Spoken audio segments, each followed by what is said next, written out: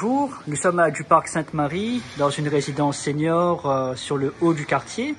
Alors, pourriez-vous m'expliquer qu'est-ce qui se passe ici Eh bien voilà, je suis monsieur De Pierretti Jean-Baptiste, porte-parole du collectif qu'on a créé de manière spontanée, suite au cyclone Bellal qui a détérioré plusieurs parties des toits de la résidence Caravelle, qui est gérée par le bailleur social La Sémadère. Et depuis ce moment-là, eh bien, il y a des gens qui sont sinistrés, gravement sinistrés, et il n'y a pas de retour de la Sémadère. On a beau les téléphoner, envoyer des mails, etc. D'ailleurs, on a fait une pétition, et j'ai la pétition là avec moi, d'accord. J'ai envoyé par lettre recommandée avec accusé de réception à la directrice générale Série Anne. Et voilà.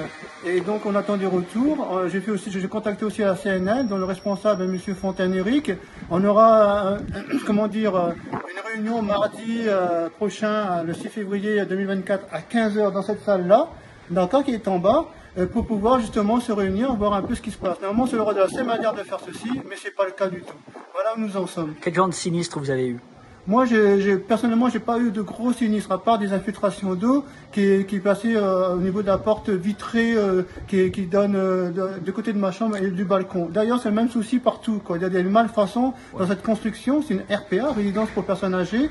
Normalement, cette résidence doit avoir une sécurité maximale et c'est pas le cas du tout, quoi. Donc voilà ce qu'il advient de cette situation. D'accord. En ce moment, j'entends une espèce de bruit de perceuse, mais c'est pas une perceuse. Qu'est-ce que c'est? Non, c'est pas une perceuse. Ce sont des tôles. Ben, les toitistes ont fait de leur mieux pour pouvoir fixer les tôles en question. Mais il reste un petit pan de tôle qui est juste sur le côté. Et avec le moindre vent, ça fait du bruit. On n'arrive pas à dormir. Ça fait énormément de bruit, aussi bien la nuit que le jour. Et quand il y a des bourrasques de vent, c'est une catastrophe. Et s'il y a des cyclones, on est en période cyclonique, ça va être encore une catastrophe. Et tous les toits, là, ils vont s'envoler parce que c'est comme un château de cartes. Ils ont mis des bouts de tôle sur des bouts de tôle. C'est une catastrophe. D'accord. Bon, vous avez oublié de me dire l'essentiel. Il y a un morceau de toit de près de 20 mètres carrés qui est parti avec le cyclone. Plusieurs morceaux de toit. Oui. Et ils sont partis sur le toit de la crèche qui est en bas, quoi. Oui. Ça s'appelle les marionnettes. D'ailleurs, j'ai rendez-vous à 17 h 30 avec les responsables pour voir si on peut faire un accord en commun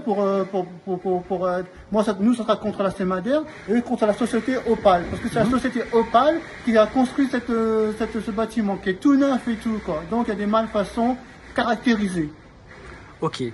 Alors, l'accident, voire la catastrophe s'est produite le lundi du passage de Bellal, si j'ai bien compris. Exactement, oui. Ouais. En période violette, hein. D'accord. Voilà. Et à ce moment-là, le toit s'est arraché. Hein. Voilà, le toit s'est arraché. D'abord, j'ai vu, je suis sorti de chez moi, il y avait un vent énorme. J'ai ouvert la porte de mon logement 85.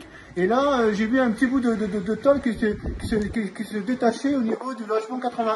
Ouais. Et par la suite, au bout d'une heure, j'ai vu carrément le toit de logement 81 complètement déchiré, quoi. Et là, je me suis dit, il y a un souci. Et d'ailleurs, j'ai vu le locataire du logement 81, il est traumatisé par cet événement. Il s'est caché derrière son dispositif électrique pour pas être emporté par le vent chez lui. Tous les meubles tournés. Voilà ce qui se passe dans la résidence Caravelle.